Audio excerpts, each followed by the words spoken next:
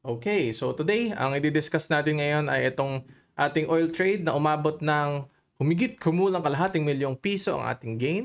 Pero syempre, kung hinawakan na naman natin ng mas matagal ay umabot to ng milyon. Ano? Pero i-discuss natin yung idea kung paano natin to na-trade, ano yung mga factors na nagpapagalaw dito na ating nakita at binabantayan. And of course, kung paano kayo magte-trade nitong oil or commodities. Kasi usually, makikita nyo sa channel natin ito, I'm trading stocks, I'm trading index, yan yung mga products. Pero like I said, sa mga nagtatanong palagi, magagamit ba yan sa crypto? Of course, magagamit sa crypto, magagamit sa forex, magagamit natin sa stocks. Kasi ito ay technical analysis. So magagamit niyo yung ating proseso na itinuturo. So, yun na nga, puntahan natin ang mga detalye ng trade natin na ito. So as you can see, of course, the cost of the trade. Magkano ba inabot yan, Sir Aki? Para magkaroon ka ng kalahating milyon, magkano capital ang ginamit mo? So for this trade, because again, this is futures trade, gumamit tayo ng 265,000 US dollars. Naku, laki naman pala, Boss Aki. No? $250,000 US dollars. Of course, hindi naman iyan yung base capital na gagamitin mo. Ayan yung required buying power. Pag sinabi kong buying power, binigyan ka pa ni broker ng leverage dyan. No? So, sa tulong ni broker dahil sa leverage na binigay, maaabot nyo yung ganyang kalaking buying power para makakuha kayo ng ganitong posisyon. Pero anong downside nun, sir? The downside risk, of course, is malaki yung margin na babayaran mo. Pwedeng malapit ka sa liquidation areas. No? Pero dito sa trade na to, hindi naman ganun kalakihan yan. At ang aking trade management na ginawa ay, as you can see, dalawa yung entry ko. No? Isang entry on September 29th and isang entry on October the 1st. Yan, ay na-discuss ko rin to sa mga students natin kung anong trade yung ating bibilin at ano yung hawak ko na. So I just added dito sa trade na ito, nag-scale up tayo ng posisyon nung mga panahon na according na sa bias natin yung ginagawa nitong si oil. So balikan lang natin. During this point of time, this is my first entry. And then we added nung ito nakalagay October 2. Pero bago mag-open yung market na yan, pumosisyon na tayo nung 91. So, ayan, nagtuloy-tuloy yung drop. Hindi ko na nasakyan hanggang dito kasi ang aking nasakyan lang, of course, is itong first wave. Nakita niyo man, nandiyan yung guhit ko. So, iniisip ko, matagal pa nga abutin to. But, meron nga tayong news. No? Ito na. Ano yung mga factors na nagpapagalaw sa presyo ng langis? Number one, kahit sa stocks, ganito rin, we have the supply and demand. No? Kapag ka, konti yung supply, diba? Tumataas yung presyo ng langis. Hindi lang naman langis, kahit yung bigas, kahit yung presyo ng gulay. Pag marami namang demand, bumabagsak yung presyo niya. Katulad nung nangyari last time na nagkaroon ng lockdown.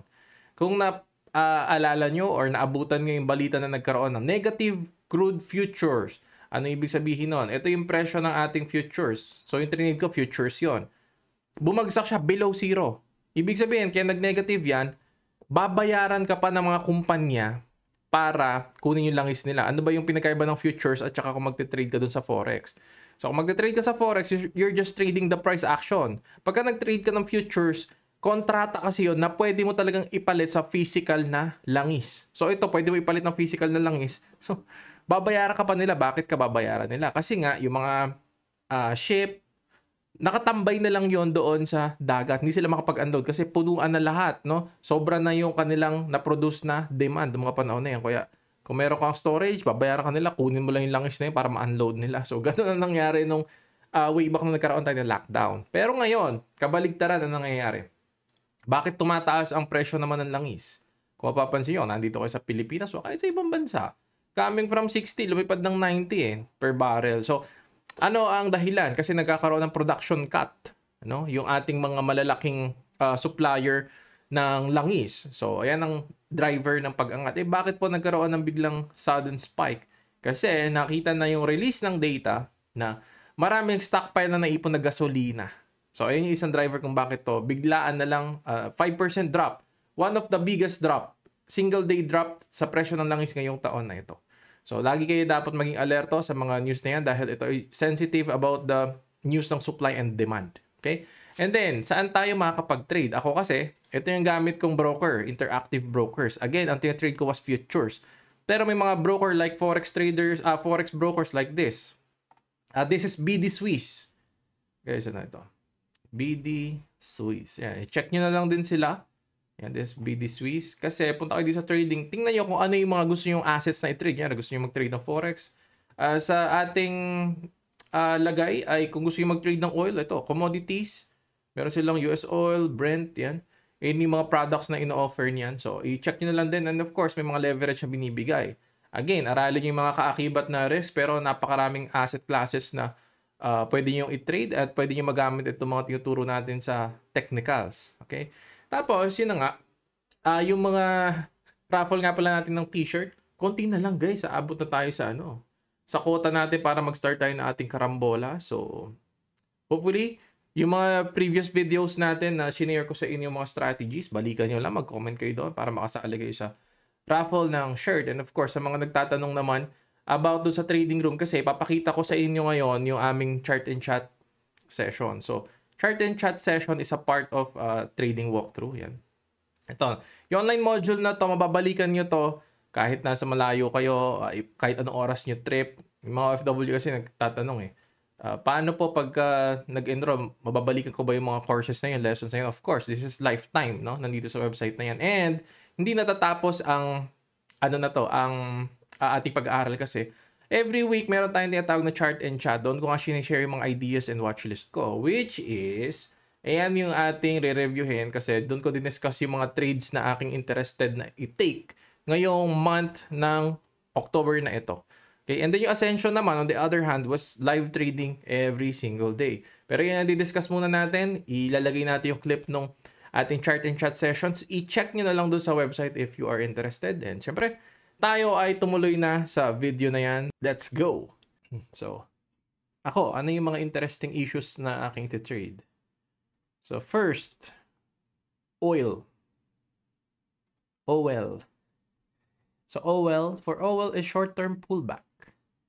That is the trade na ating iniisip. Kasi yung oil natin, as you can see, parabolic, boys. Since nung June, coming from the lows, ito 67, lumipad na hanggang 95. Bakit lumipad na hanggang 95?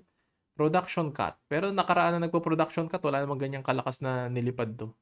Pero 1 million barrels per day. Ayun ang deficit ngayon. And yung mga stockpile ng mga countries ay bumababa. So, kailangan nila mag-replenish. Pag nagre-replenish yan, especially yung US, bumabagsak muna yung price. Na-manipulate yung mga yan. So, titingnan natin kung magiging ganon. At ang oil, ito yung nakikita kong target. This is 4-hour time frame. Ito yung mga targets na isinet ko na pwede nating untugan. Ang optimistic, kasi short-term pullback Optimistic level, 86. That is $10 from the peaks. Optimistic pero I think high probability kung magpo-pullback is this level, 88. Bakit? Kasi that is the first, again, may malakas na move. This is the first area of support. This is the first area of defense. So this October, I'm expecting na we're going to revisit alit man sa mga level na yan. Optimistic level nga, bumalik ng 86. So currently, I am short oil. Again, this is a short-term pullback play. Short-term. Bakit? Kasi ang longer term play ko rito is long. Okay, once dumikit dito sa mga areas na to, I'm going to shift my bias na and babalik tayo dun sa script ng long. Going December, we might see dollar hitting 100 o as early as November, pwede. Depende kung gaano kalalim yung pullback na October for oil. So again, may position na ako short oil. I'm currently sabagay, I'm still building the position. Ang gusto kong maging position ko dito sa oil, every $1 move ni oil, mga siguro 200,000 yung risk sa akin and reward. Kumbaga, every $1 move, 200,000 yung madadagdag sa profit mo or magma-minus. Ayun yung risk na aking tinitingnan for this trade, oil trade. I'm trading futures on oil. You can also open an account dun sa mga forex. Sa susunod, may introduce din ako sa inyo broker na multi-asset class na pwede nyo pasukin yon. At iba lang kasi yung sizing nga. Yung futures kasi is nandun na sa IB. Yan, natuwa ako. Nakita kong si kanina trade si Boss Tyrone. Yan. Ito IB kasi. Multi-asset pwede ka mag-trade yan. You can trade options. May forex din Pwede ka mag-trade ng forex dun sa IB. So anyway, this is the chart sa weekly ni oil. Ayan. Meron tayong tinamaan na key level din. Overshoot. Pwede pa rin naman mag-spike siya this week kung lalaban pa siya, no? Kasi It will not go down without a fight. So spike pwede rin, tas basta yung pullback sa lows. So short pagka lumalapit sa resistance and then cover doon sa baba. At yun, salamat sa inyong panonood muli guys. At yung raffle ng video natin, mag-subscribe na lang kayo at mag-comment sa ating video para makasali kayo dyan. And good luck sa inyong mga iti-take na trade. Thank you everyone.